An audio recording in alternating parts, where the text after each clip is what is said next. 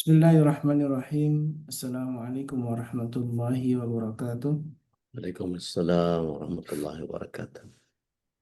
Hamdan katsiran thayyiban mubarakan fih kama yaliqu bi jalali wajhil karim azim sultani. Allahumma asyhadu an la ilaha illallah wahdahu la syarika lahu wa asyhadu anna Muhammadan abduhu wa rasuluhu alladzi la nabiyya wa la rasula ba'da. Allahumma salli wa sallim wa karim wa barik ala nabiyyina wa syafi'ina wa maulana وقدوتنا وإمامنا محمد وعلى آله وصحبه ومن تبعهم بإحسان إلى يوم الدين أما بعد. Alhamdulillah wa syukurlah jamaah yang dimuliakan Allah, jamaah Majelis Qur'an Indonesia. Mudah-mudahan Allah senantiasa istiqamahkan kita dalam kebaikan dan kita bersyukur atas semua nikmat ini, nikmat yang di pagi ini Allah masih mampukan kita untuk hadir dalam majelis ilmu, dalam kajian keluargaku surgaku bersama guru kita Saudari Al-Jambari, Abdullah Ta'ala, dan juga dengan Bapak Haikal. Mudah-mudahan Allah Subhanahu wa Ta'ala terus memberikan kita hidayah dan taufiknya.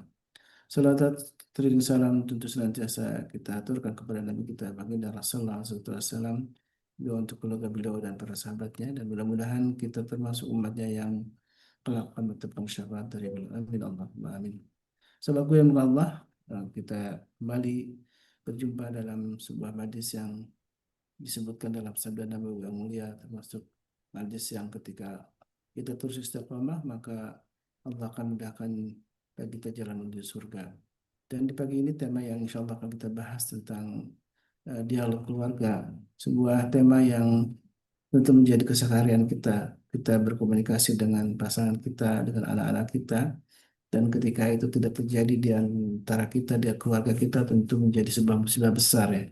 Karena itulah penting kita bahas bersama, bahwa sesungguhnya komunikasi atau dialog di antara keluarga kita bisa terwujud dengan lebih baik lagi dan terus tumbuh gitu ya.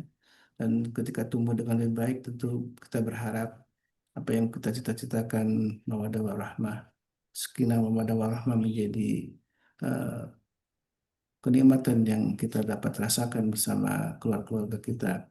Dan Alhamdulillah bersama kita sudah hadir guru kita Ustaz Dodi Al-Jambari. Kita doakan sama-sama mudah-mudahan Allah Subhanahu wa taala senantiasa curahkan kesehatan untuk beliau dan juga keistiqomahan, keberkahan, dan juga ini doa untuk kita semua. Mudah-mudahan Allah Subhanahu wa taala juga jadikan kita orang yang terus istiqamah dalam kebaikan, dan mari sama-sama di majlis yang dimuliakan Allah ini, majlis yang dihadiri para malaikat, majlis yang Allah turunkan sakinah dan juga rahmatnya, sama-sama untuk saling mendoakan. Mudah-mudahan Allah Subhanahu wa taala terus jadikan forum atau majlis ilmu ini menjadi majlis yang membawa kita ke surga Allah Subhanahu wa taala. Baik, saudari Masya Allah sudah hadir bersama kita malah lebih awal ya, Insya Allah. Gimana Ustaz? Sehat? Alhamdulillah Masya luar Allah. biasa. Allahu Akbar. Allahu Akbar. Sebuah semangat yang terus guru kita tularkan ya untuk kita ya. Jangan sampai Kalau kita, kalau kita nggak semangat, dakwah ini mau dikemanain, Masya Ustaz? Allah. Dan tidak ada kata pensiun dalam dakwah Ustaz ya. Sehingga Nggak ada, nggak ada. Karena kalau kita baca surat Wal Asr, Ustaz. Wal Asr itu kalau dibedah itu memalukan betul, Ustaz. A'udzubillahi minasyaitonir rajim. Wal 'asr innal insana lafi khusr. Sesungguhnya manusia berada betul-betul dalam kerugian. Itu Allah SWT menggunakan isi mubalaghah, Ustaz. Inna la-nya la taukid. Inna itu sungguh, la-nya benar-benar. Jadi sungguh manusia benar-benar. Itu kalau sungguh benar-benar berarti apa? Berkesangatan, Ustaz. iya. Kecuali apa? Kecuali dia tidak hanya beriman dan beramal soleh, tapi mendakwahkan kebenaran. Jadi kalau nggak mendakwahkan kebenaran, rugi. Nah, kalau orang belajar belajar dengan benar, mestinya ya Hmm. dakwah itu is a must. Makanya ada banyak ayat yang mengatakan bahwa balighu anni Hmm. walau ayah, dan di hadisnya itu Allah SWT menyatakan juga ud'u ila sabili rabbika bil hikmah, kalau di An-Nahl 125 itu. Jadi nggak ada alasan untuk bersantai-santai. Jadi artinya gini, kalau yang dipahami adalah sholat wajib, banyak orang yang kemudian kalau kita belajar bahasa Arab itu, bahkan Al-Quran saja nggak wajib dibaca. Ini kalau kita tanya nih sama jamaah nih, Baca Quran itu wajib atau sunnah? Pasti banyak yang bilang sunnah. Wajib. Wajib. Banyak yang bilang sunnah pasti. Gitu. Atau kalau ditanya kewajibannya di mana, wah udah Pak kalah tuh. Rukun Islam nggak ada, gitu. Di rukun iman juga nggak ada. Tapi kok jadi wajib gimana ceritanya gitu. Nah, kalau kemudian jadi panjang pagi-pagi udah ngobrol-ngobrol. Tapi dakwah seninya gitu, Zed. Iya. Dakwah itu Masya Allah seninya luar biasa. Dan ada seni berdakwah, ada fikih dakwahnya, ada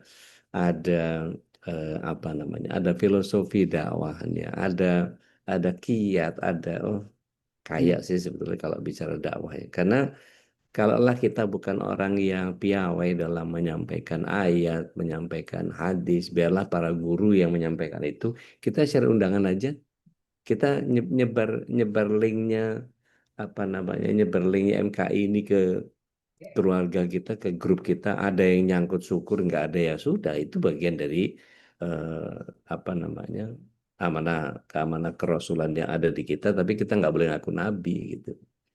Iya. Banyak orang yang nggak sadar bahwa dia punya amanah kerasulan loh. Dia harus menyampaikan risalah loh. Hmm.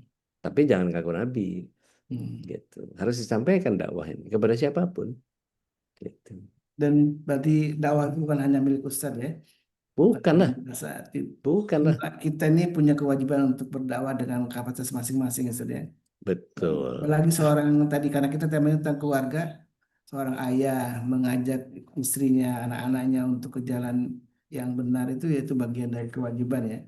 Begitu juga istri, anak-anak gitu ya, Insya Allah. Dan tema tentang dialog ini, Masya Allah ya, dialog iman sebenarnya ya, antara ayah, antara suami dengan istrinya, antara ayah dengan anaknya, dan tentu dengan antara ibu dengan anak-anaknya juga dengan suaminya. Ini Masya Allah, ini yang jadi penting kita pahami di pagi ini, bagaimana kita menanamkan dialog keluarga ya.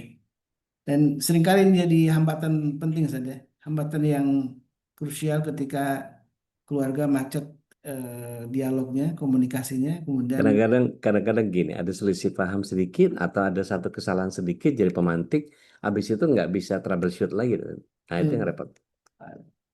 baik, Jadi jawabanlah siap kita siapkan diri kita, mari sama-sama menyiapkan hati kita memohon Allah Subhanahu wa taala bukakan hati kita untuk menerima hidayah ilmu dari guru kita Sada di Al-Jabari. Bagaimana kita menumbuhkan dialog di antara kita dengan keluarga kita tentunya. Dan keluarga inti yang dulu tentu harus kita tanamkan bagaimana kita bisa berkomunikasi, berdialog dengan pasangan kita, suami kita, istri kita, dan juga anak-anak kita. Saya persilakan Ustaz, Fadhil Mashkur. baik. Bismillah. Allah fi kulli hayatakum ya Ustaz. Amin, amin, Allah. Bapak Ibu yang dimaksud Allah Ta'ala, Assalamualaikum warahmatullahi wabarakatuh. Waalaikumsalam Waalaikumsalam warahmatullahi warahmatullahi wabarakatuh. Sehat semua ya? Alhamdulillah Alhamdulillah, sehat luar biasa. Allah luar biasa. Akbar. Masya Allah, Masya Allah, Masya Allah, Tabarakallah. Alhamdulillah. Alhamdulillahilladzi arsala rasulahu bil huda wa dinil haq yudhhirahu 'ala dini kulli wa kafa billahi syahida. Asyhadu an la ilaha illallah wahdahu la syarika lah wa asyhadu anna Muhammadan abduhu wa rasuluh la nabiyyi wa rasulah ba'da.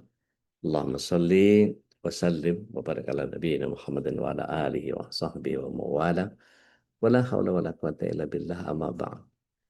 Bapak Ibu yang dirahmati Allah SWT, tentu kebersyukuran adalah sebuah keniscayaan dan salawat serta salam semoga senantiasa tercurah ke hadirat Rasulullah SAW berikut para keluarga, sahabat dan para pecinta risalah dan syariat beliau hingga akhir zaman. Mudah-mudahan kita yang hadir pada kesempatan pagi hari ini bisa menjadi bagian dari golongan orang-orang yang mendapatkan syafaat beliau kelak di akhirat, dan kita mohonkan kepada Allah Taala agar senantiasa seluruh pembina asatidz para zuama, para hujjaj yang ada di lingkungan keluarga dan kerabat kita, dan semua para suami, para istri, para anak, dan seluruh orang tua kita dan leluhur kita. Allah SWT senantiasa limpahkan keberkahan, rahmat, hidayah, inayah, iradah, kudrah, dan terlebih maunahnya untuk kita bisa menjalankan keislaman kita istiqomah sampai kita menjemput husnul khotimah di akhir hayat kita, dan kelak insya Allah kita dikumpulkan bersama keluarga di surga. Amin. Allahumma amin. Pagi ini kita akan menggagas tentang komunikasi keluarga. Kalau saya senang menggunakan istilah dia, lo, gue. Dia, lo, gue. Dialog. Gitu. Jadi kalau sudah dia yang utama, Allah yang paling awal, lo dimuliakan orang lain dulu, kemudian gue, dialog gue. Itu jadi kalau dalam bahasa Inggris kan dialog gue itu jadi bagian yang kalau digambar dia menjadi visual agak unik gitu ya. Allah didahulukan, orang lain didahulukan, baru kita. Tetapi semuanya berinteraksi dengan Allah.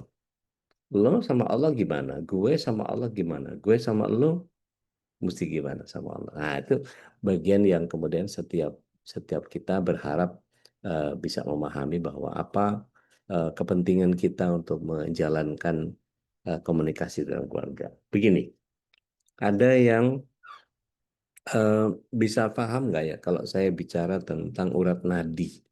Urat nadi itu kalau di pembuluh besar ya.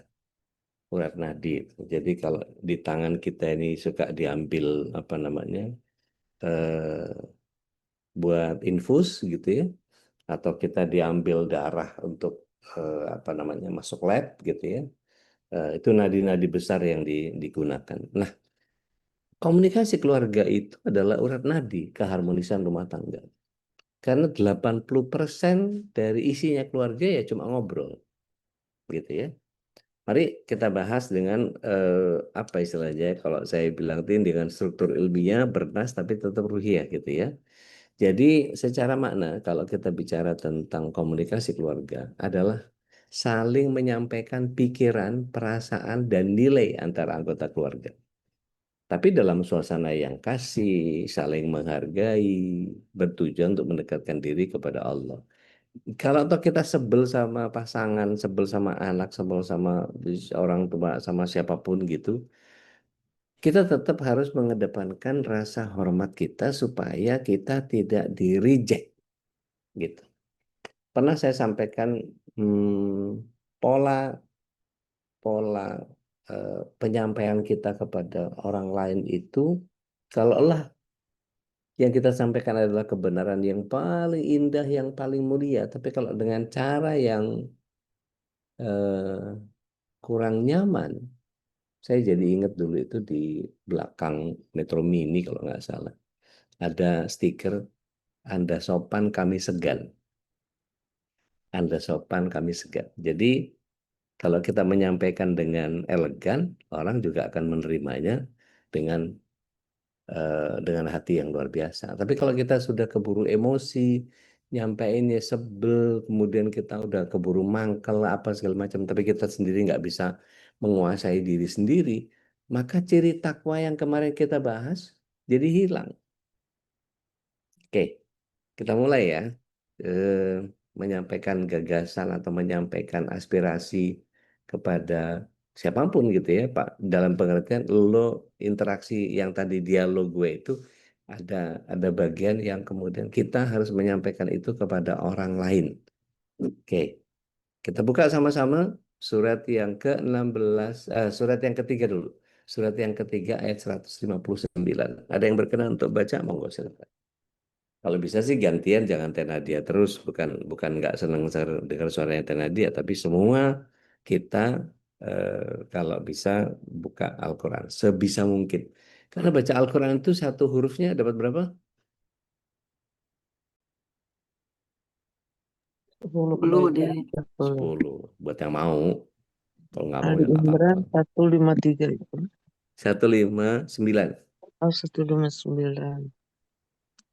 Ya, Bu Yang Dek. mangga teh ini, Mayuni. Arabnya atau artinya, Dek? Arabnya boleh, artinya boleh. Kalau Artinya aja. buat kita di sini artinya aja deh. Siap. Banyak yang nggak ngerti bahasa Arab di sini. A'udzubillahi minasyaitonirrajim. Maka berkat rahmat Allah, engkau Muhammad berlaku lemah lembut terhadap mereka. Sekiranya kamu bersikap keras dan berhati kasar, tentulah mereka menjauhkan diri dari sekitarmu. Karena itu maafkanlah mereka dan mohonkanlah ampun untuk mereka, dan bermusyawarahlah dengan mereka dalam urusan itu. Kemudian apabila engkau telah memularkan tekad, maka bertawakallah kepada Allah. Sungguh Allah mencintai orang yang bertawakal. Masya Allah, Masya Allah, Masya Allah. Syukran, jazakumullahu khair. Mari kita perhatikan makna kata perkataannya ya.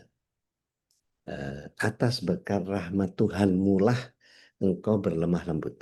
Artinya gini, kita kalau ngelihat orang nyebelin gitu, ada mungkin suami ada yang sampai judi online, sampai udah maksiat nyewa LC, dia ke spa, pakai terapis, kemudian bahkan sampai berzina sama terapisnya. Nyebelin gitu ya. Nyebelin banget itu. Tetap kita harus menyampaikan dengan penuh santun, penuh hormat, karena yang kita sentuh bukan orangnya, yang kita sentuh adalah hatinya. Maka dikatakan di situ, atas berkat rahmat Tuhanmu lah engkau berlemah lembut kepada mereka. Satu, oke? Centang tuh, kalau perlu dalam catatan harus penuh kasih gitu ya. Kemudian yang kedua apa, Mbak Yuni? Frase yang kedua, Seandainya bersikap keras. Maka berkat rahmat Allah engkau berlaku ya lemah itu yang lembut pertama. terhadap mereka. Itu pertama. Sekiranya Yang kamu kedua, bersikap keras dan berhati kasar, sekiranya engkau bersikap keras berhati kasar, tentu mereka Menjauh. menjauh tentu mereka dari. menjauh darimu dan Jadi kalau sekitarmu. kita sudah nafsu kita kemudian udah kalap, udah memuncak dan kita nggak bisa menguasai diri, maka penyampaian yang kita lakukan itu, yang kita ucapkan menjadi nggak kontrol. Kasar. Nah, kalau kasar orang jauh. Itu Allah yang bilang. Artinya Allah yang tahu betul karakter manusia kayak apa, Allah yang paham. Gitu ya. Baik. Mari kita lihat. Kemarin kita sudah gagas sedikit. Mohon izin ini di bookmark dulu, diganjel dulu kitabnya. Kemudian kita geser ke surat yang ke ayat yang masih surat yang sama, ke ayat yang 134. Boleh dari 133. Nah, yuk fastabiqul khairat yuk pagi ini yuk. Kalau bisa jangan diborong semua pahalanya sama Tenadia nih. Kita keroyok nih. Kita rebutan sama Tenadia. Tapi kalau Tenadia lagi yang dapet ya nggak apa-apa. Jangan Izin. pundung teh. Izin Ustadz. Mangga, mangga. Weh, yang baru pesta ini. Masya Asik. Allah. Tapi Aroma-aroma barale kadang masih kecium. iya udah. Tapi izin karena sedang safar mengantar Aisyah dibantu oleh Aisyah ya Ustadz. Faddal, faddal. Tahu sudah Aisyah. Ayo cantik baca. أعوذ بالله من الشيطان الرجيم الذين ينفقون في السراء والضراء والكاظمين الغيظ والعافين عن الناس والله يحب المحسنين. Bagi ayat. Satu lagi. Baca lagi. Ya yang di bawahnya. Yang 134. artinya 134 sayang. ini 134. Oh, tadi 134 Iya, Ustadz. iya. Iya, tapi Oh, sebetulnya 135. iya, betul. Oh ya, tafadhol. والذين إذا فعلوا والذين فاحشة أو إذا ظلموا فعلوا فاحشة أو ظلموا أنفسهم ذكروا الله فاستغفروا لذنوبهم لذنوبهم ومن يغفر الذنوب إلا الله ولم يصروا على ما فعلوا وهم يعلمون. Masya Allah. Tarjem sayang, dua-duanya. Baca Artinya terjemahnya, ya, betul. yaitu orang-orang yang berinfak baik di waktu lapang maupun sempit, dan orang-orang yang menahan amarahnya dan memaafkan kesalahan orang lain, dan Allah mencintai orang yang berbuat kebaikan. Masya Allah. Baik, satu dulu ya, nanti kita bahas yang berikutnya. Jadi Bapak Ibu yang dirahmati Allah SWT, kalau takwa itu, kalau kita baca satu ayat sebelumnya, 133-nya gitu ya, A'udzubillahi minasyaitonir rajim. Wasari'u ila magfiratin min rabbikum wa jannah arduhas samawati wal ard uiddat lil muttaqin. Yang disediakan buat orang yang bertakwa. Tadi yang dibaca Aisyah cantik tadi, soleha, dibaca adalah bagian yang alladzina yunfikuna fi syarra'i wad dharra wal kadhiminal ghaid wal afina 'anil nas. Orang yang bertakwa itu cirinya adalah dia menafkahkan harta di waktu lapang dan di waktu sempit, dan dia mudah mengendalikan emosinya. Mudah mengendalikan emosi. Walafina anin nas, dan mudah memaafkan kesalahan orang lain. Tapi kan itu judi online, Ustaz. Tapi kan ini zina, Ustaz. Betul, betul. Tapi tetap kendalikan bahwa nafsu kita kalau sama kemaksiatan memang nggak boleh dibiarin. Tapi tetap harus menyampaikannya dengan santun, dengan penghormatan. Mana yang lebih bisa diterima oleh orang yang sedang melakukan kesalahan? Lo tahu nggak, judi itu bisa bikin lu masuk ke neraka, bezina lu, mampus lu di neraka, dikubur, akan diazab lu, apa segala macam dan seterusnya. Sumpah serapah begitu. Atau ya, kalau bisa jangan, kalau bisa dihentikan. Maksiatnya banyak, mudaratnya lebih banyak. Nanti itu berakibat sama keluarga, Ya, nanti bukan disuruh aja. mau makan. Ini siapa nih yang ngobrol nih? Siapa yang ngobrol nih? Bu Eni ya? Kalau mau ngobrol jangan depan Zoom, Bu. Kayak gini. Bisa sampaikan dengan sangat baik gitu. Kayaknya bukan cuma saya yang nggak suka deh. Nanti kita berurusan sama Allah SWT, kita berurusan sama Rasul SAW, mempertanggungjawabkan semua apa yang kita lakukan. Kayaknya kita bakal masalah deh kalau kita membiarkan kita kepada maksiat. Apalagi ini sampai judi online, judi itu ya Allah. Ayatnya banyak bertebaran, hadisnya banyak bertebaran. Apalagi sampai kita berzina. Astagfirullahaladzim. Mudah-mudahan Allah ngampunin kita ya. Kalau kesalahan yang kemarin sudahlah gitu ya. Oke, yuk kita perbaiki. Yuk kita bawa keluarga kita ke surga yuk. Gitu. Itu mana yang lebih nyaman didengar, mana yang lebih menggugah hati? Yang caci maki atau yang ngajak? Nah, kadang-kadang kita nggak bisa nguasain diri untuk itu. Mohon izin. Surat 12 ayat yang ke 53. Ada yang berkenan baca? Silakan. Mas Dedi mau baca?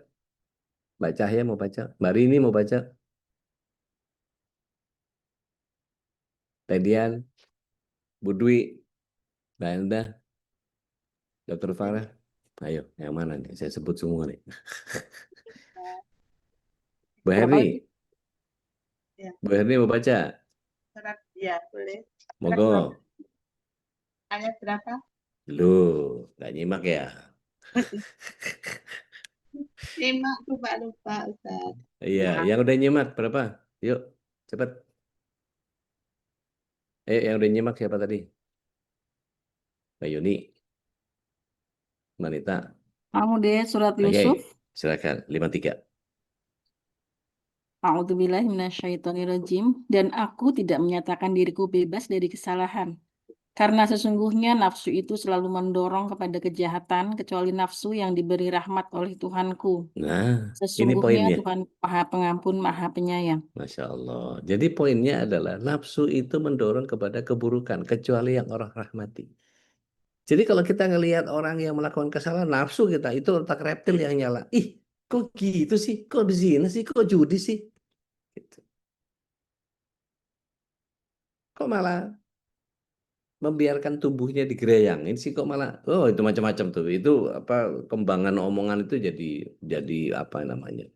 Jadi bagian yang sangat luar biasa. Tetapi maksud saya gini, kalau misalnya kita bisa mengendalikan hawa nafsu gitu ya, kita adalah orang yang bertakwa yang kemudian nanti Allah yang akan menyematkan perubahan itu. Hidayah itu disampaikan dengan kecintaan. Kalau sudah begitu, maka rahmat Allah yang masuk ke hati mereka. Dan mereka mungkin bisa menangis sejadi-jadinya karena melakukan kesalahan, ketimbang dibentak, dicaci, dimaki, gitu. Saya udah nggak bisa ngomong halus ya Ustaz, sama orang kayak begini, misalnya gitu ya. Nggak bisa nahan diri, nggak bisa, ya memang harus begitu misalnya. Oke, let's say jangan dulu ngomong kalau masih panas. Tenangkan dulu, ngopi-ngopi, pakai es batu gitu ya. Adem dulu, enak, nyaman gitu. Tarik napas dalam-dalam, ngobrol. Mas, gini Mas. Kita kan kepengen keluarga kita bawa ke surga ya. Gitu. Kalau dia misalnya, alah ini itu apa segala macam, misalnya dia tinggal tidur, tetap aja omongin dengan santun, dengan baik, dengan mau dibikinin eh, minuman apa, mau dibikin. Jadi benar-benar tidak menganggap bahwa ini orang ini pendosa nih, bakal diazab kubur nih, masuk neraka nih orang nih. Kalau kita sudah intensinya begitu, hati kita keras, bersikap kasar. Allah bilang di surat 3 ayat 159 tadi, dia akan menjauh. Jadi saya berusaha lewat pendekatan yang Allah SWT lewat di Al-Quran itu seperti itu ya, gitu. Nah, tanda komunikasi yang sehat. Kalau memang tadi bertujuan untuk mendekatkan diri kepada Allah, tujuan kepada Allah SWT ini sudah pernah kita kalibrasi belum di keluarga? Karena tanpa komunikasi yang sehat, rumah bisa tetap berdiri, tapi jiwanya hampa. Allah mengajarkan bahwa kehidupan keluarga dibangun atas mawaddah warahmah, yang tidak akan hidup tanpa komunikasi. Coba, kalau kita buka surat 30 ayat 21, tuh keluarganya Mbak Nana baru baru apa namanya bertebaran tuh di undangan ada tuh ayat-ayat undangan itu. Ayo yang lain silahkan. Bu Herni atau siapa tadi yang sudah mulai siap-siap pakai Quran. Surat 30 ayat 21. Yuk cepet-cepetan. Fastabiqul khairat. Jangan kalah sama Tena dia dihabisin semua apa namanya Boleh, Bude. pahalanya. Ayo mangga. Surat Al-Ahzab ayat Ya 21. lihat betul. Surat A'udzu Arum, billahi Arum, minasy- Arum, Arum. Oh, 30 boleh. ayat 21. Iya. Ayo A'udzu silakan. billahi minasyaitonir rajim. Ar-Rum. Ya, ayat 21. Oh, maaf, Bude. Ini saya salah lihat ini. Nah, Boleh oke. izin Berarti yang dibaca lain ya. sama adiknya pengantin. Boleh, boleh. Tarjim Aisyah. Tarjim. Boleh dari Arabnya. Auzubillah. Ayatnya Iya. atau tarjimnya Ustaz? Dari Terjemah, sayang. Oh, oke. Dan Aus. ya, A'udzubillahiminasyaitonirrajim. Dan di antara tanda-tanda kebesarannya ialah Dia menciptakan pasangan-pasangan untukmu dari jenismu sendiri, agar kamu cenderung dan merasa tentram kepadanya. Dan Oke. Dia menjadikan di antaramu rasa kasih dan sayang. Sungguh pada yang demikian itu benar-benar terdapat tanda-tanda kebesaran Allah bagi kaum yang berpikir. Masya Allah, Masya Allah, Masya Allah. Kita lihat ya satu-satu ya. A'udzubillahi minasyaitonir rajim. Wa min ayatihi an khalaqalakum min anfusikum azwaja litaskunu ilaiha. Oke. Dari tanda kebesaran Allah, artinya Allah punya tanda yang luar biasa ketika Allah memilihkan pasangan kita dengan kita. Oke. Dan itu mutlak Allah yang bekerja karena kata khalaqa itu Allah menciptakan. Ini diciptakan untuk ini dan itu jadi pasangan suami istri gitu ya. Kalau dalam kasus ini Aisyah punya ipar namanya Mbak Ifah gitu ya. Jadi Mas Dika atau udah Dika sama Mbak Ifah ini kemudian Allah yang ciptakan yang menjadi khalaqa. Ya, khalaqa. Allah ciptakan ya, satu sama lain. Litaskunu ilaiha untuk merasa tenang. Tenang itu sakan. Sakan itu tempat. Tempat itu berdiam dan kemudian dia menjadi kenapa para suami kalau nempel sama istri terus jadi ngantuk. Karena hormonnya nyaman sama pasangan gitu. Jadi ibu-ibu jangan jangan kesel sama sama suami kalau misalnya suami tiap nempel sama saya pasti tidur deh. Itu karena dia nyaman, dia aman, dia nyaman gitu.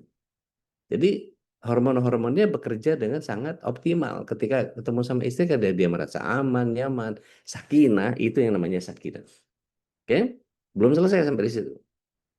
Kemudian Allah SWT menggunakan pendekatan kata ja'ala. Wa ja'ala bainakum, dan Allah jadikan di antara kalian. Berarti apa? Bukan mutlak Allah lagi, bukan khalaqa lagi. Kalau khalaqa Allah yang bekerja, kalau ja'ala bainakum, ini yang dijadikan antara suami dengan istri harus kemudian saling, apa disebutnya tadi sama Aisyah, kasih dan sayang. Harus ada yang keluar dari kita dalam bentuk kasih sayang. Harus kita terima juga dari pasangan dalam bentuk kasih sayang. Bukan ini given dari Allah. Given dari Allah dari jodohnya. Tapi kasih dan sayangnya harus muncul dua-duanya.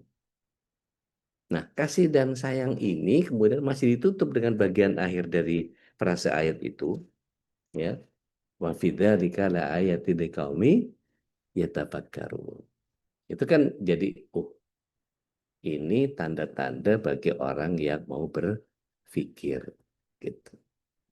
Artinya ya memang pernikahan itu penuh dengan pikiran gitu, harus dipikirin banget gitu. Dan semua bagian yang kita pahami ya harus dipikir atau menguras pikiran gitu. Setidaknya menguras pikiran kita gitu. Nah, mari kita lihat ketika bicara tentang kondisi tadi ya, bahwa la ayatil liqaumi yatafakkarun. Sesungguhnya ini punya tanda-tanda dari apa yang Allah SWT berikan kepada hanya orang yang mau berpikir. Dan sakinah itu bukan hanya diam bersama, tapi berbicara dengan penuh kasih. Maka menjadi penting komunikasi dalam Islam itu.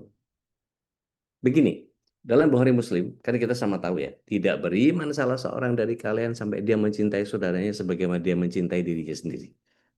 Kalau kita diperlakukan seperti itu, nyaman nggak kita? Kalau nggak nyaman, ya jangan. Karena komunikasi ini cermin iman. Artinya kalau kita bicara tentang komunikasi ini apa sih? Komunikasi yang baik itu bentuk cinta yang nyata.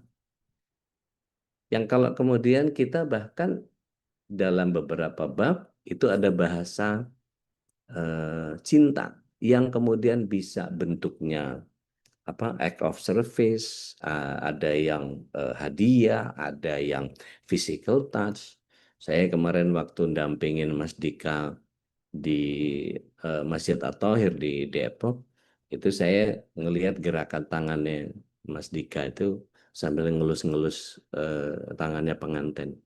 Gitu. Begitu didudukin bareng, jajar udah apa segala macam, saya sambil ngasih wejangan pernikahan itu dia sambil dibelai-belai gitu tangan istri barunya itu. Sebelumnya kalau ditanya sebelumnya udah pernah punya istri belum?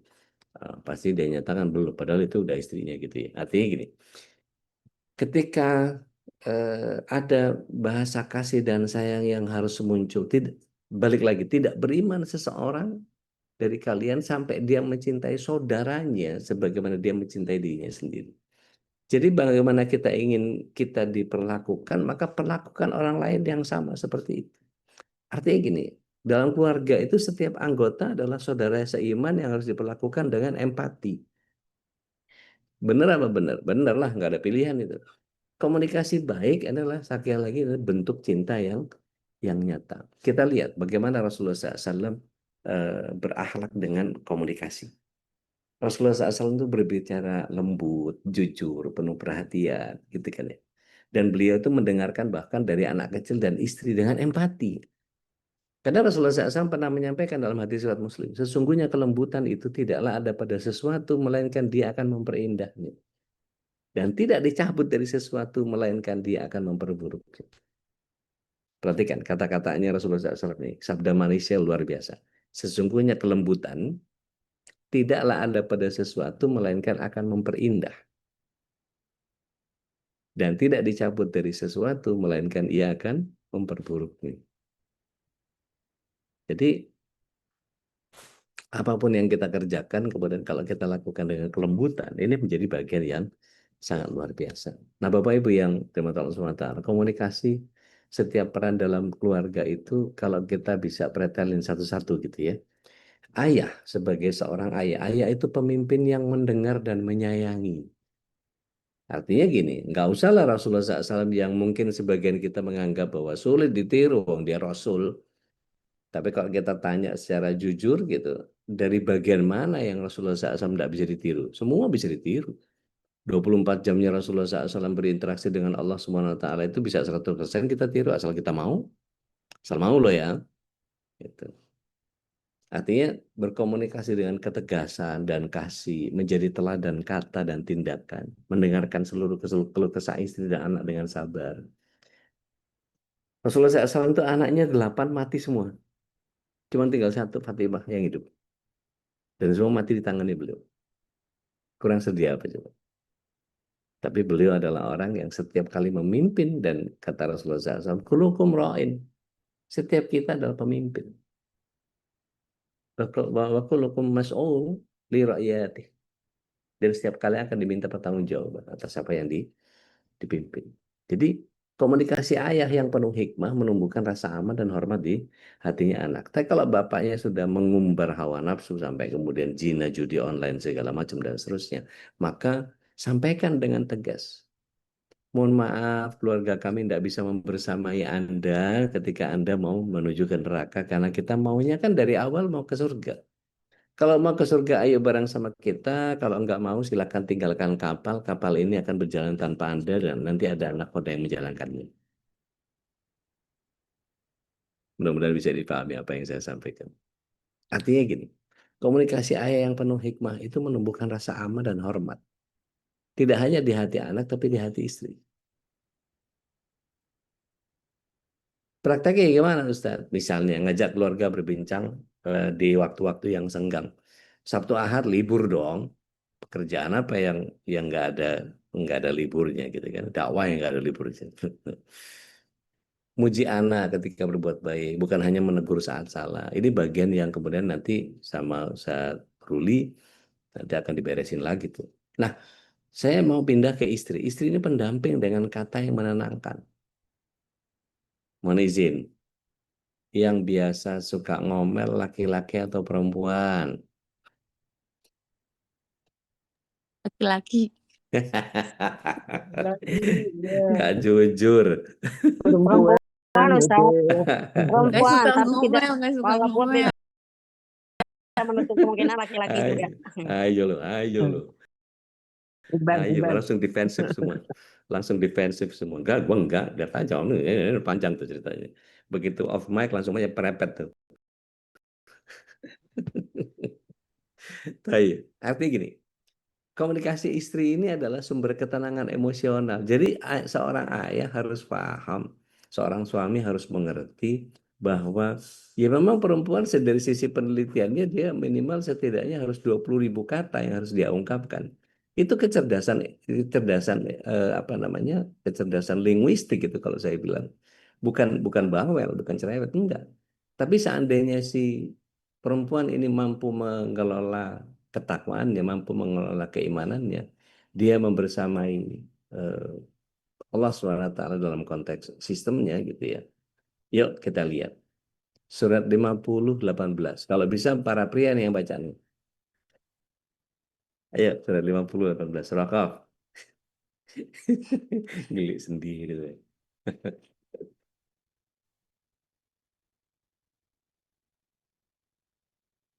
Mana nih para pria nih? Tunjukkan kejantananmu.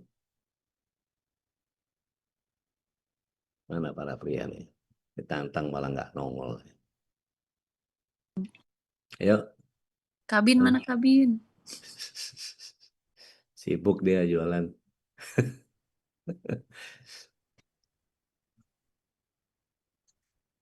Apa Yuk. Ustaz? Ya, Mas Wahid, monggo. Al-Qaf 18. Naam, tafadhol, masykur. A'udzubillahiminasyaitonirrajim.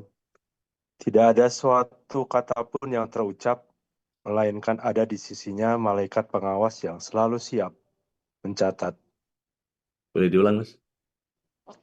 Tidak ada suatu kata pun yang terucap, melainkan ada di sisinya malaikat pengawas yang selalu siap mencatat. Mohon izin. Sekali lagi, Mas, biar ibu-ibunya pada dengar. Tidak ada suatu kata pun yang terucap, melainkan ada di sisinya malaikat pengawas yang selalu siap mencatat. Ngomelnya ibu dicatat.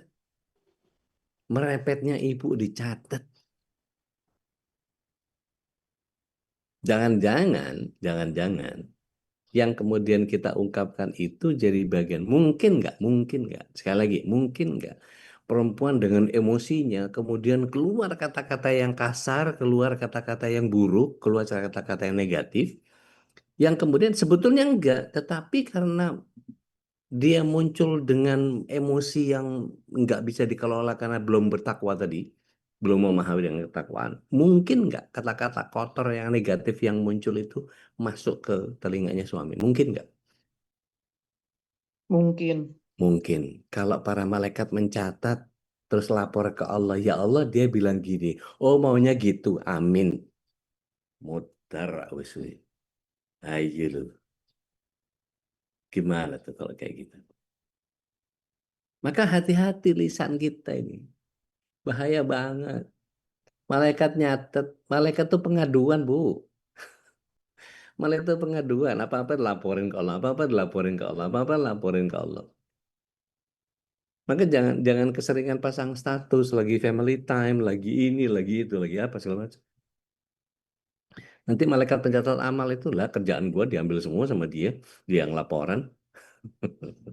Gua nganggur, pensiun dini malaikat pencatat amal itu.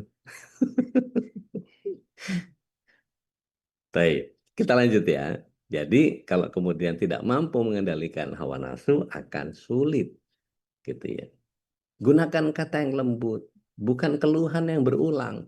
Dari dulu susah banget, kamu tuh selalu. Nah, kalau udah pakai label selalu, berarti orang nggak akan pernah punya kesempatan untuk berubah menjadi lebih baik. Dari dulu, udah jadi ahli sejarah tuh. Diungkit semua yang salah-salah kemarin, diungkit terus. Makanya kalau ada laki-laki yang suka ngungkit, itu udah kayak perempuan udah. Diungkit-ungkit kesalahan. Dulu kan kamu gini, gara-gara kamu nih apa? Ya salam. People change. Tapi memang banyak yang eh, tidak merasa bahwa manusia berubah itu dia sendiri nggak suka sama perubahan. Padahal dia berubah.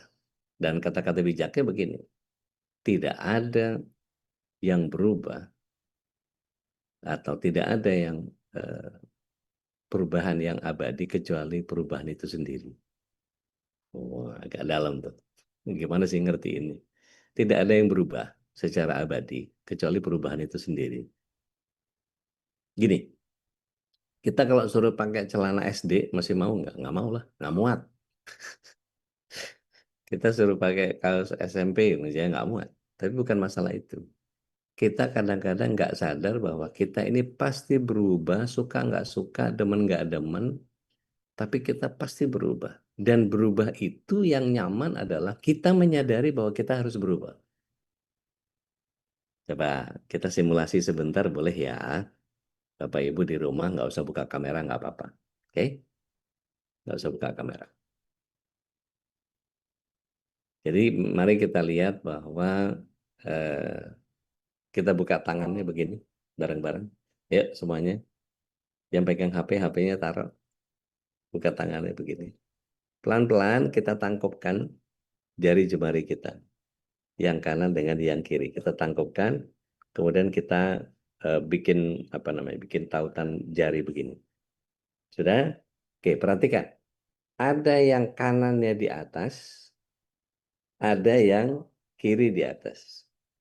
Oke, coba. Siapa yang kanan di atas? Yang kanan aja di atas.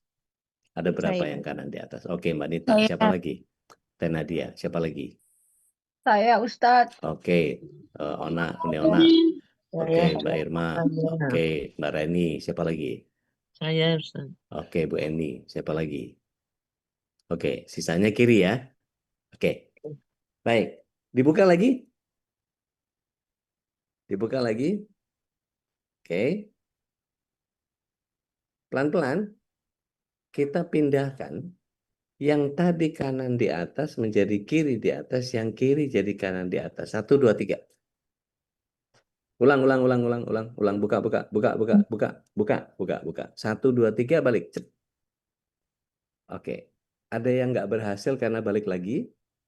Ada yang nyangkut, ada yang 2 masuk begitu, ada yang macam-macam. Tapi yang sudah berhasil, semua berhasil ya, insya Allah ya. Berhasil. Oke, berhasil. Apa rasanya? Ada perbedaan ya. Beda. Beda. Ganjel. Beda, Iya. ganjel. Kalau katanya Iya. Mbak Nita, wagu. Gitu. Ganjel, aneh, janggal. Iya. Ini yang saya maksud dengan people reject changes. Manusia menolak perubahan. Saya emang karakternya begitu. Sehingga kadang-kadang apa namanya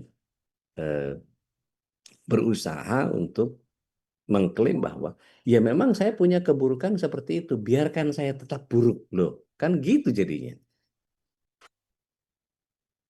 Kalau kemudian ada perubahan yang kita inginkan menjadi lebih baik, yuk sama-sama kita buka yuk surat 9 ayat 20. Rebutan lagi nih. Mau laki mau perempuan sama aja, yang penting kasih sayang.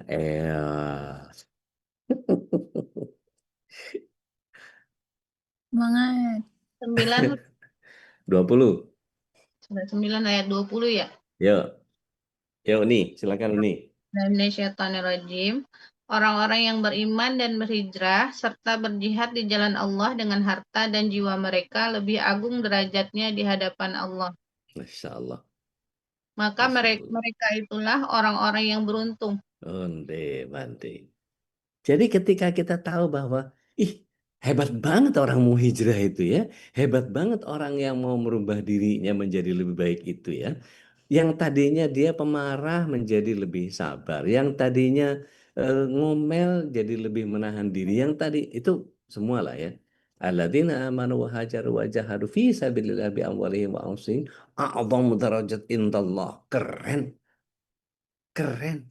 Wa ulaika humul faizun. Orang yang gemilang, orang yang cemerlang, orang yang berhasil, orang yang sukses adalah orang yang kemudian dia masuk dalam tataran mau melakukan perubahan. Tapi disadari, bukan yang tadi. Jadi kalau dia mau sadar dia berubah, wah, I have to change. Saatnya berubah. Kang Rashid, Layarham, sering diputar sama Mas Nandar untuk kemudian kita melakukan perubahan dari yang buruk menjadi baik. Dari tidak berilmu jadi berilmu. Dari tidak paham jadi paham. Dari emosian menjadi tenang. Dan seterusnya, dan seterusnya. Kita sendiri bisa mendefinisikan itu. Artinya begini. Dengar suami itu sebagai sebuah bentuk penghargaan. Bukan sekedar membantah. Tapi kan,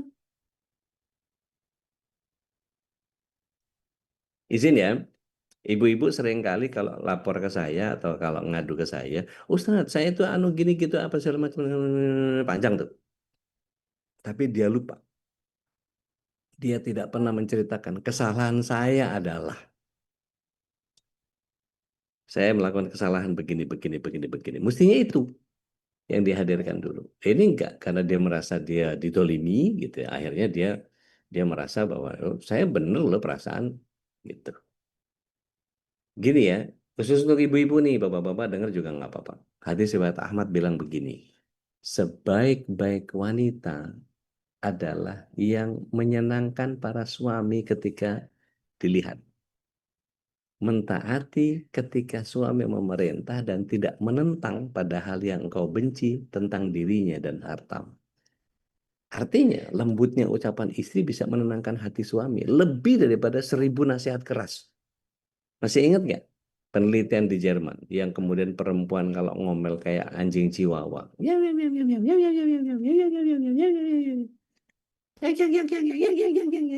Neona tuh tetangga depannya punya chihuahua itu. Coba kadang-kadang sekali-kali kita dengerin rekamannya Chihuahua yang depan rumahnya Uniona itu di Kelapa Gading tuh. Berisik doang tapi kecil, dikemplang juga pusing tuh. Dikemplang mati itu Chihuahua sudah bisa dikantongin begitu. Artinya lembutnya ucapan istri bisa menenangkan hati suami lebih daripada 1000 nasihat keras. Untuk istri. Sekarang kita anak. Oke, kita belajar berkomunikasi dengan adab. ajarkan anak berbicara dengan sopan, jujur, penuh hormat. Jangan motong omongan orang tua. Jadi kalau misalnya anak motong omongan orang tua, tunggu ibu selesai bicara ya, tunggu bapak selesai bicara ya, tunggu kami selesai bicara ya, biar nggak hilang konteks. Maka orang tua juga perlu memberikan ruang anak bicara agar tumbuh percaya diri. Pada saat kapan? Pada saat usianya balik. Yuk sama-sama kita buka surat 37 ayat yang ke-102. Bagaimana Nabi Ibrahim alaihissalam mengajarkan CBSA, cara belajar siswa aktif. Budi Darmi tahu tuh, mana yang andragogi, mana yang pedagogi. Pedagogi itu monolog dari guru ke murid. Tapi kalau andragogi, dari anak, kemudian dia bisa menghadirkan pembelajaran sendiri. Yuk, Iya, surat 37 ayat 102, silahkan. Ya, Dek. Nah, enggak. Nauzubillahiminasyaitonirrajim. Bismillahirrahmanirrahim. Maka ketika anak itu sampai pada umur sanggup berusaha bersamanya, Ibrahim berkata, "Wahai anakku, sesungguhnya aku bermimpi bahwa aku menyembelihmu. Maka pikirkanlah bagaimana pendapatmu." Dia, Ismail, menjawab, "Wahai ayahku, lakukanlah apa yang diperintahkan Allah padamu. Insya Allah engkau akan mendapatiku seperti orang yang sabar." Shadaqallahul Azim. Masya Allah, seorang ayah mau menyembelih anak, terus anaknya dikasih kesempatan untuk bicara. Jika ini terjadi sesuatu yang besar di hidupmu, nak, what do you have in mind? Menurut pendapatmu bagaimana? Maka berikan kesempatan anak untuk bicara. Contohnya, bapakmu lagi judi, nak, bapakmu lagi zina. Menurut pendapatmu gimana? Kita biarin aja bapak atau gimana? Oh, nggak bisa, Bu. Gini gitu apa segala macam. Ya udah, ikut ikut ibu atau ikut bapak, kamu ngobrol sama bapak gimana caranya supaya bapak sadar. Ya bareng-bareng ya bawa keluarga ini ke surga. Gitu, diajak ngobrol anaknya. Sehingga ketika, naudzubillah min dzalik nih, semua naudzubillah. Ketika ibu memutuskan bahwa rasanya saya harus pisah dari bapak yang brengsek, nggak bisa dikasih tahu. Dikasih kesempatan gitu lagi, kasih kesempatan gitu lagi. Nanti udah baik 1-2 bulan, habis itu judi lagi. Baik 1-2 bulan, habis itu zina lagi. Kayaknya aduh susah nih. Menurut pendapat kalian gimana, nak? Jangan sampai kemudian kita punya anggapan bahwa, aduh ini mendingan urusan saya sama suami aja, biar anak-anak diam-diam, biar mereka nggak tahu. Jangan. Mereka nggak punya sosok contoh nanti. Siapa yang dicontoh? Rasul Shallallahu Alaihi Wasallam atau bapaknya? Gitu. Bapaknya nggak pantas dicontoh. Mending pindah ke Rasul. Nah, gitu. Artinya ketika kita paham bahwa ini cara kita untuk menghadirkan sesuatu yang sifatnya sangat boleh jadi kita ajarkan kepada anak pakai pendekatan surat 17 ayat 24 misalnya. Yuk, rebutan lagi nih. Surat 17 ayat 24.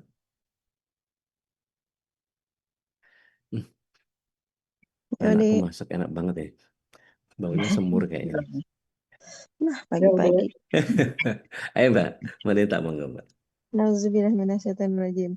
Dan rendahkanlah dirimu terhadap keduanya dengan penuh kasih sayang dan ucapkanlah, "Wahai Tuhanku, sayangilah keduanya sebagaimana mereka berdua telah mendidik aku pada waktu kecil."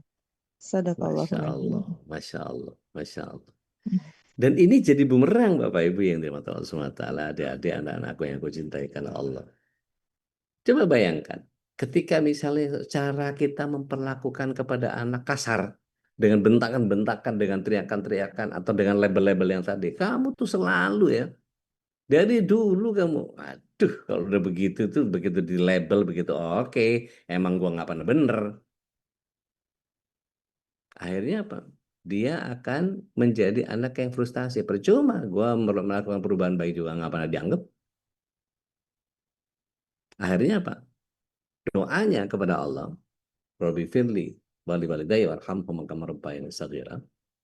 Ya Allah, ampuni kami dan perlakukan orang tua saya persis seperti sebagaimana mereka memperlakukan saya waktu kecil. Apa nggak gitu tuh bunyinya doa? Kita kasar diperlakukan kasar. Karena sebagaimana mereka memperlakukan kami waktu kami kecil. Nah, waktu kita kecil di judge yang gitu ya, di label yang kamu tuh selalu ya, kamu tuh nggak pernah dari dulu. Ih, ya Allah, ya Rabbi.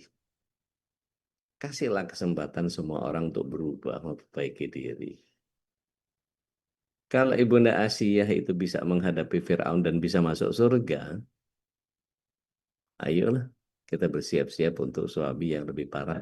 Dari Fir'aun ada nggak? Nggak ada. Gitu kurang lebih Bapak Ibu. Ini ngoceh udah setengah jam sendiri, habis sendiri nih si Babe nggak nongol lagi. Artinya gini Bapak Ibu yang Allah ada prinsip emas dalam keluarga Islami, gitu ya. Kalau kita bisa menghadirkan ini, oh ini menjadi sangat luar biasa. Oke, izin saya berbagi ya. Ini boleh di capture dan kita bisa masuk ke dalam sebuah pemahaman yang benar. Tuh, gitu tuh. Ada yang mau capture. Jadi prinsip emas komunikasi dalam keluarga Islam itu prinsipnya sabar, tidak mudah marah atau membentak. Ya. Jadi dalilnya sudah dibaca sama Neng Aisyah. Prinsip lemah lembut, ucapan menyejukkan hati. Tadi kelembutan menghiasi segala hal yang tadi. Surat 3159 yang Mbak Reni baca tadi. Jujur dan terbuka, tidak pura-pura atau menyimpan dendam. Ini belum kita bahas, tapi kurang lebih seperti itu. Empati, menempatkan diri di posisi pasangan itu. Di Al-Hujurat 10. Mendoakan satu sama lain. Gitu. Komunikasi spiritual yang paling tinggi yang tadi. Gitu. Wallah. So, gitu. Ini bagian yang kemudian setiap kita menjadi memahami bahwa apa yang Allah SWT hadirkan adalah sosok yang harus menjadi sangat luar biasa. Kurang lebih seperti itu Bapak Ibu. Saya kembalikan dulu ke Ustaz Khalis. Tafadhol Mas Ustaz. Baik, alhamdulillah, syukurlah, jazakallah khairan. Dan tadi yang sudah capture silahkan juga udah klik share ya di grup ya. Di mungkin ada jamaah yang berhalangan tidak bisa hadir ataupun yang hadir belum sempat untuk mengcapture, silahkan di capture kemudian di share juga di grup ya. Mudah-mudahan ini jadi inspirasi untuk kita semua bagaimana membangun komunikasi yang baik ya di antara kita suami istri atau juga dengan anak-anak kita. Dan saatnya untuk berbagi rahmat, dan sebelum berbagi rahmat sebenarnya ini ingin satu beberapa kutipan Ustaz apa nih yang Ya. diambil oleh Bas Nandar biar nanti mungkin apa yang menjadi inspirasi penting yang harus disampaikan Ustaz. Mungkin beberapa kata yang Karena kalau ditodong mungkin malah nggak siap kan. Jadi gini, Bismillah, Assalamualaikum warahmatullahi wabarakatuh. Sehancur apapun, seburuk apapun kesalahan-kesalahan yang dilakukan oleh anggota keluarga kita, kitalah yang paling bertanggung jawab atas perbaikannya, pembenahan. Rasulullah SAW menyatakan, man ra'a minkum mungkaran falyughayyirhu biyadihi. Barang siapa melihat kemungkaran, rubah. Kita mesti melakukan taghyir. Kita harus melakukan perubahan dan jangan dibiarkan kesesatan itu terjadi. Kalaulah ada suami yang salah, ada anak yang salah, ada ibu yang salah, maka yuk tugas kita untuk kemudian bawa keluarga ini ke surga. Gitu. Mendingan dipaksa masuk surga daripada sukarela masuk neraka kan ya. Wallahu a'lam. Masya Allah, tabarakallah. Dan dalam komunikasi dengan keluarga ini memang seringkali kan ada sesuatu ketidakcocokan saja. Mungkin istri yang tidak suka dengan apa yang dikatakan suami atau sebaliknya juga, dan responnya masing-masing berbeda saja. Kalau istri ada yang kemudian diem, nangis, dan bagaimana panduan dari Rasulullah SAW? Mungkin ini sambil menunggu jamaah yang ingin bertanya, apa yang harus dilakukan? Mungkin kalau suami bisa jadi reaktif gitu ya, karena mungkin apa namanya Otak reptil yang dipakai. otak reptilnya muncul. Tapi ketika perempuan, kalau kata Bidana dia nangis gitu kan ya. Nah, apa yang sesungguhnya harus dilakukan? Kalau Rasulullah, kalau saya baca di sebuah hadis kan, idza qadaba ahadukum falyaskut ya. Apabila seorang sedang marah itu falyas, maka diamlah. Ini apa yang sesungguhnya menjadi panduan Ustaz. Bisa jadi ini kutipan juga nih Ustaz untuk Mas Standar nih. Jangan aneh, ada Pak Suryadi nih dari LBIQ. Tafadhol Ustaz. Oh iya, silakan, Ustaz. Ustaz Suryadi, tafadhol. Masykur. Langsung ditodong. Pak Suryadi ahlan. Hayakumullah. Enggak perkenan beliau. Baik, ahlan Ustaz. Kalau ada koreksi, mohon izin Pak Ustaz Suryadi. Ini beliau ini dari LBIQ. Jadi ketua LBIQ. LBIQ itu kalau di apa namanya lembaga apa bahasa ilmu Quran ya. Itu ada alumninya ada sekitar 30.000 lebih itu. Baik.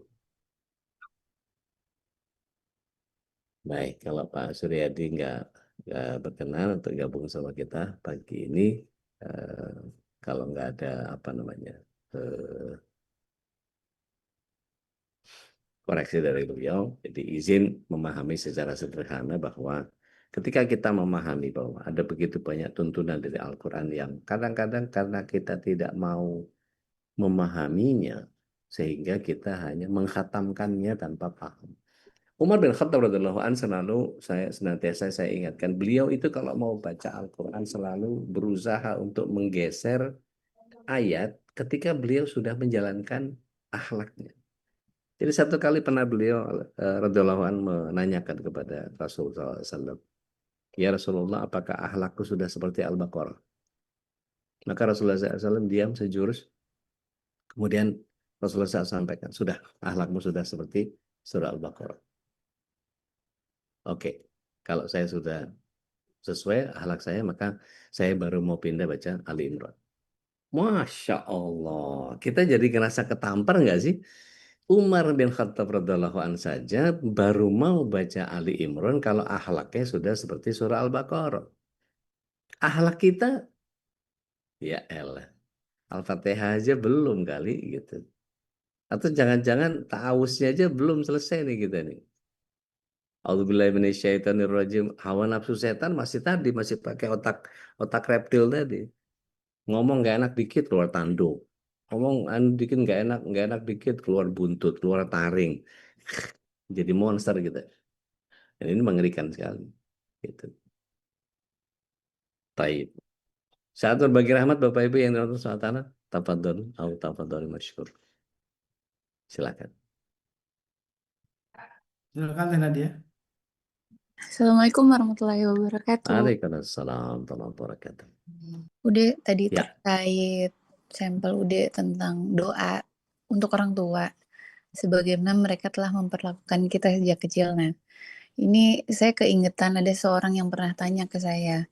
Kan orang tuanya ngebuang dia waktu kecil gitu. Apa boleh diralat doanya? Boleh dirubah doanya gitu, Dek. Diralat gimana? Ya, tuh? sementara dia itu pengen orang tuanya tetap diperlakukan baik sama Allah, tetap dimuliakan sama Allah meskipun ibunya itu ngebuang dia dari kecil. Pas udah gede kan Boleh, ketemu lagi boleh, gitu. boleh, Itu boleh. doa itu gimana? Udah tadi Boleh, jadi ingetan semua boleh. itu. Boleh, kan begini, bunyi doa itu kan gini, kalau Iya. dilihat surah 25, berapa tadi? Surat berapa tadi, lupa saya. Jadi ketika bermohon kepada Allah SWT bahwa ya Allah ampuni kami dan dosa kedua orang tua kami. Kan clear ya? Iya.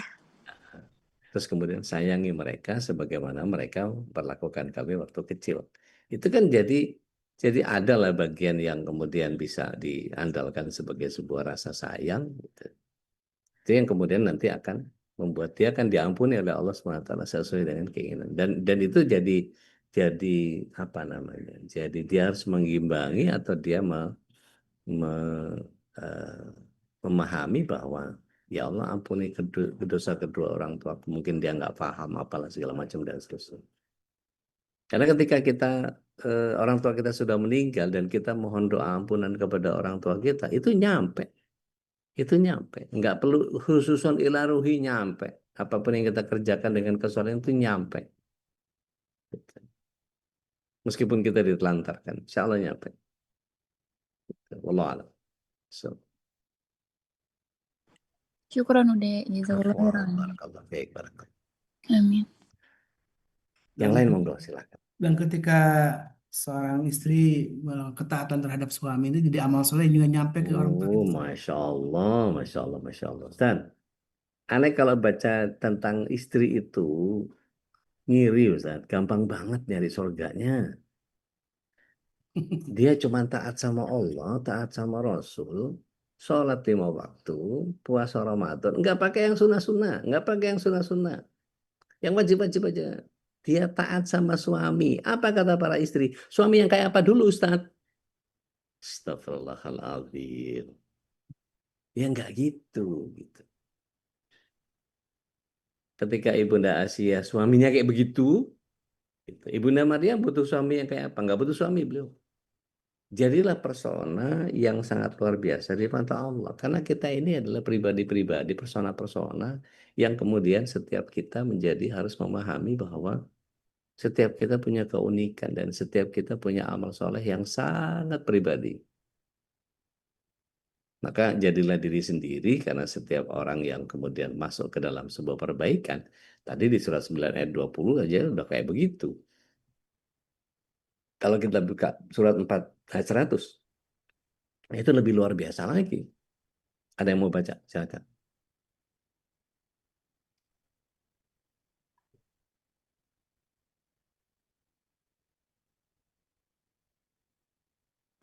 Saya nggak boleh Ude.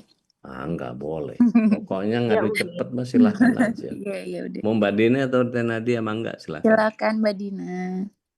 Afu Ustazuna, izin keluar dari majelis, Mangga, sudah mangga. sampai Oke, di dadah, gerbang dadah, Aisyah. dadah, dadah. Masya Allah. Oke, Mbak Din, silakan Mbak Din.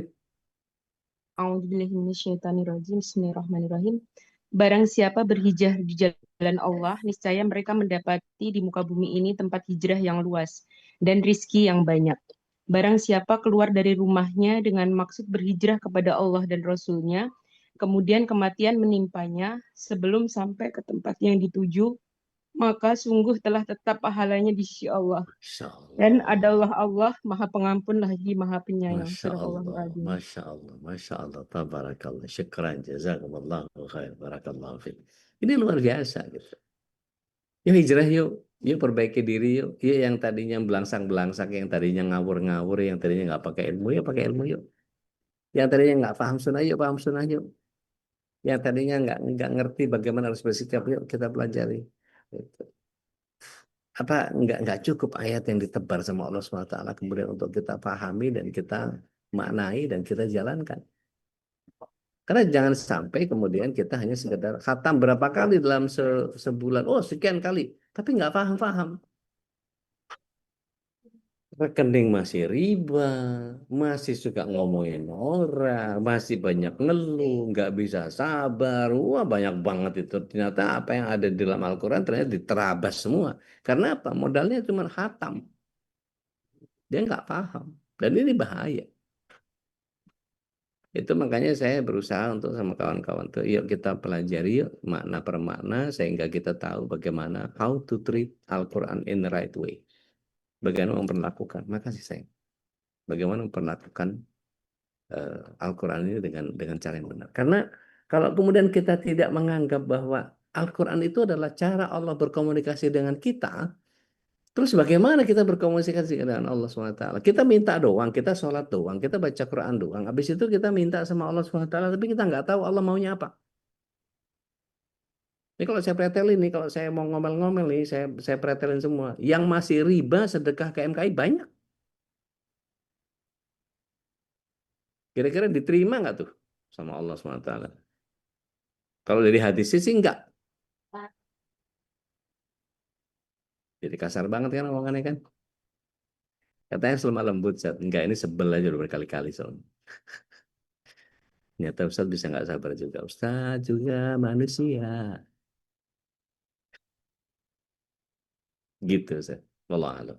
Jadi kalau kemudian kita enggak mau melakukan perubahan, padahal sebetulnya kita bisa berubah. Asal mau aja. Asal mau aja. Wallahu a'lam. So, ya udah ya mau jam 7 nih. Masya Allah.